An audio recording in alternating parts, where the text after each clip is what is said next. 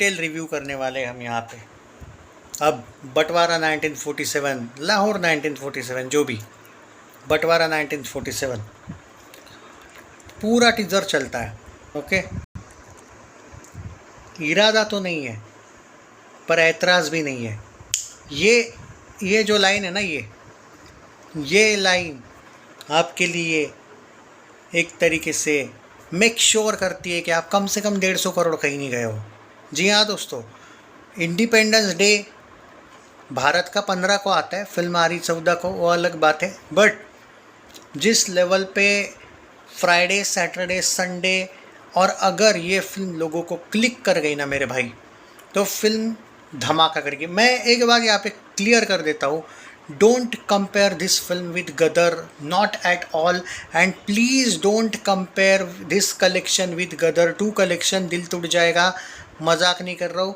इस फिल्म की ऑडियंस गदर की ऑडियंस से कम है, अलग है, डिफरेंट है। ये नहीं कहूँगा कि इतनी कम है कि फ़िल्म नहीं चलेगी, फ़िल्म चल सकती है, लेकिन ये पूरा अलग टॉपिक है। सनी देओल का काम के लिए लोग जाएंगे, इसमें कोई शक नहीं है। शायद कुछ लोगों को टॉपिक पसंद आए ना आए, लेकिन सनी के काम के लिए गारंटी वारंटी के साथ बोलता हूँ, लोग जाएंगे मतलब जाएंगे। क्योंकि भाई पहली बार ये मत, और अब यहाँ पे वो भी पॉइंट लाऊंगा मैं आगे, राजकुमार संतोषी वाला, टेंशन ना लो। अब यहाँ पे देखो क्या होता है, कोई भी फिल्म एक झटके में ज़बरदस्त कलेक्शन करेगी, ये नहीं होगा। बट सनी देओल का जो लास्ट का 3 फिल्मों का ट्रैक रिकॉर्ड है, 3 back to back blockbuster, Jaat hit थी, बाकी दोनों भी ब्लॉकबस्टर, करेक्ट। वो हाइप यहाँ पे डेफिनेटली कन्वर्ट होगी, क्योंकि 3 में से 3 ब्लॉकबस्टर देने वाला सुपरस्टार जब वापस आता है तो इसमें कोई गारंटी वारंटी या फिर शक ही नहीं है इस बात का कि वो कम से कम सुपर हिट या ब्लॉकबस्टर देने ही आया है with this type of production house. ज़बरदस्त production house, Aamir Khan production house को आपको क्रेडिट देना पड़ेगा, ज़बरदस्त प्रोडक्शन हाउस के साथ आया है। आपको इसमें स्क्रीन्स का मसला नहीं होगा, क्लैश हुआ तो भी आपको क्लैश में भी स्क्रीन्स का मसला नहीं होने वाला, एडवांस बुकिंग का कोई इशू नहीं आएगा। आई एग्री कि आमिर खान ने टीज़र वगैरह बहुत लेट लाया, ऐसा लोग बोल सकते हैं, बट फिल्म के हिसाब से देखा जाए तो इतना भी लेट नहीं लाया, उल्टा दे आर वेरी, क्या कहते हैं, पंक्चुअल। मुझे लगता है कि ये सही चल रहे हैं। अब यहाँ पे मैं सेकंड पॉइंट पे डेफिनेटली आऊँगा। जब राजकुमार संतोषी और सनी देओल वाली आप बात करोगे, आप बोलोगे भाई ये क्यों कह रहे हो कि डेफिनेटली ये धमाका कर सकती है, नो डाउट। पर पहले हम जो मेरा ये फर्स्ट पॉइंट है उस पर बात करने दो, बाद में मैं आता हूँ आगे। तो सबसे पहली बात, हम यहाँ पे टीज़र को लेकर अगर बात करें, Sunny Deol is the main attraction of the teaser and Abhimanyu Singh, no doubt at all. Okay, ये दोनों, बाकी सबको सिर्फ फ्लैशेस में दिखाया। करण देओल से काफ़ी उम्मीदें है, उसके एक्सप्रेशन से लग रहा है तगड़ा रोल किया होगा, ज़बरदस्त एक्टिंग करी होगी, और फुल इमोशनल थीम है फिल्म की, मज़ा आने वाला है, इसमें कोई शक नहीं। ओके, और ये वही प्ले पे है film. Okay, so I think ये कोई गुंजाइश ही नहीं कि स्टोरी चेंज की है एंड ऑल, ना ना ना, ये क्लियर वही है, मैं पहले भी बोला हूँ। एंड में एक एक्शन सीक्वेंस है फिल्म का, और काफ़ी ज़बरदस्त लेवल का। आमिर खान का कैमियो को लेके अभी तक कुछ, ऑब्वियसली टीज़र में तो, इनफैक्ट ट्रेलर में भी शायद ना दिखे आमिर खान, कैमियो तो है उसका, सुना है। तो अब आते हैं उस सेकंड पॉइंट पे, क्या आप बोलोगे कि भाई गदर 2 से कंपैरिजन क्यों ना करें। देखो, गदर 2 थी, बंटवारा 1947 1 है, ये पार्ट 2 नहीं। पहली बात, वो सीक्वल का ताकत, और ये मत भूलो 25 साल की प्यास, 20 साल की, तुमको क्या मजाक लगता है गदर क्या हलवा है भाई? गदर है वो, गदर 1, गदर 2, बॉर्डर 1, बॉर्डर 2, ये इमोशंस है। हाँ, if you compare with Gadar 2 and Border 2 with Gadar 1, Border 1, Gadar 1 Border 1 के कलेक्शंस पे मत जाओ, उस टाइम पे वो बहुत बड़े कलेक्शंस थे। गदर 2, बॉर्डर 2 ने बहुत ज़बरदस्त कमाए होंगे आज के टाइम पे, लेकिन गदर 1 और बॉर्डर 1 इपिक थे। आज भी चाहे कलेक्शंस को सोचोगे तो आपको भी कलेक्शंस को ना सोच के आप बोलोगे कि गदर 1 ज़्यादा पसंद है भाई और बॉर्डर 1। हाँ, हो सकता है कुछ लोगों को पार्ट 2 पसंद आए, वो हर एक, मैं मेजॉरिटी ऑफ ऑडियंस की बात कर रहा हूँ, ज़्यादा से ज़्यादा लोगों के।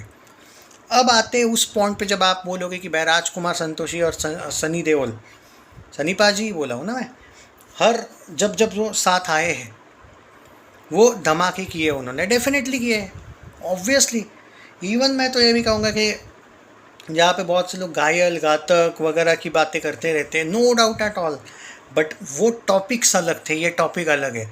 ये टॉपिक सनी देओल ने आज तक किया ही नहीं है। ये बहुत डिफरेंट वाला टॉपिक है। सनी देओल ने ये जो कैरेक्टर किया है, यहाँ पे सनी देओल के फैंस को ये एक्सेप्ट करने के लिए भी टाइम लगेगा, ये भी फैक्ट है। तो ये टॉपिक इतना ज़रूर है कि ये फिल्म सक्सेसफुल शायद करवा दे, कलेक्शंस अपने बजट को क्रॉस करके थोड़ा अच्छा करवा दे। But if you are thinking about Gadar 2, क्योंकि वो भी इसमें आई थी इंडिपेंडेंस में, और ये भी इंडिपेंडेंस डे पे आएगी। क्लैश में कोई भी फिल्म हो फ़र्क नहीं पड़ता। अगर आज ये इसके बदले गदर 3 होती ना, मैं तुमको लिख के देता कि गदर 2 से 300-400 करोड़ एक्स्ट्रा कमा लेती है। गदर 3 का टीज़र होता है ये तो, और रिलीज़ डेट इसकी इंडिपेंडेंस डे वाली होती है। लिख के देता हूँ मैं तुमको। पर एज ए क्रिटिक लॉजिकल भी बात करनी लगती है, करनी होनी चाहिए। क्योंकि आप अगर सनी देओल के भी फैंस से पूछोगे तो रियलिटी ये है कि सनी देओल के फैंस को पता है कि ये फिल्म कैसी होने वाली है, इसका एग्जैक्ट टॉपिक क्या है। इट्स नॉट गदर और इट्स नॉट बॉर्डर। और दूसरी बात एक भूल जाओ कि ये कोई इंडिया पाकिस्तान वाला एंगल है कि चलो वॉर हो गया, वॉर वाली फिल्में वो ज़बरदस्त चलती है, या फिर रॉ एजेंट वाली फिल्में ना। ये टॉपिक ही डिफरेंट है। ये उस टाइम पे जो हुआ था एंड ऑल, वो अलग बात है कि किसने कहाँ रहना चाहिए था, कौन कहाँ रह रहा है, वो अलग बात है। और तो यहाँ की सरकारों ने जो किया है, वो क्या कहते हैं पुराने यहाँ पे कि इधर के इधर रखे, वहाँ की सब भेज दिए वाला, वो तो यहाँ पे अगर मैं आऊँगा तो विवाद हो जाएगा जब मैं कुछ ज़्यादा सच्चाई बोलने जाऊँ तो। पर वो अलग बात है। तो उस टाइम पे जो हुआ था कि उनको वो देश दिया था, हमको वो ये देश दिया था, सीधी बात है। तो कौन कहाँ रहा कहाँ नहीं, वो अलग बात है। हाँ, वो तो उस टॉपिक पे मैं डेफिनेटली कभी ना कभी आऊँगा। लेकिन इस फिल्म को पहले हो जाने दो, इसको अच्छा खासा चलने दो। बाद में कभी ना कभी, अगस्त में आ रही नहीं है, सितंबर अक्टूबर में कभी इस टॉपिक पे अलग लेवल पे बात करूँगा मैं, लाइव सेशन लेके। बट अभी मैं उस पर नहीं जाना चाहूँगा। बट ये बात तो तय है दोस्तों कि ये फिल्म की कंपैरिजन सब गलत कर रहे हो। अगर आप गदर 3 आ गई ना यार, बॉर्डर 3 आ गई, ये एकदम गलत लॉजिक है। इसको आप, हाँ एक बात है कि सनी देओल की उतना स्टारडम डेफिनेटली है कि वो अपने दम पे 150-200 करोड़ तो नेट मार देगा, ये मैं गारंटी बोलता हूँ। उससे भी ज़्यादा हो सकता है, पर फिर वो वॉकिंग ऑडियंस पे भी चाहिए। लोगों ने टॉपिक को एक्सेप्ट भी करना चाहिए अच्छे लेवल पे, वो वाला एंगल है। और सनी देओल के फैंस ने सनी देओल के इस रोल को एक्सेप्ट भी करना चाहिए, ये याद रखिए। बाकी अगर तुम टीज़र की इम्पैक्ट की बात करोगे, अरे भाई वो डायलॉग ही काफ़ी है ब्लॉकबस्टर करने के लिए।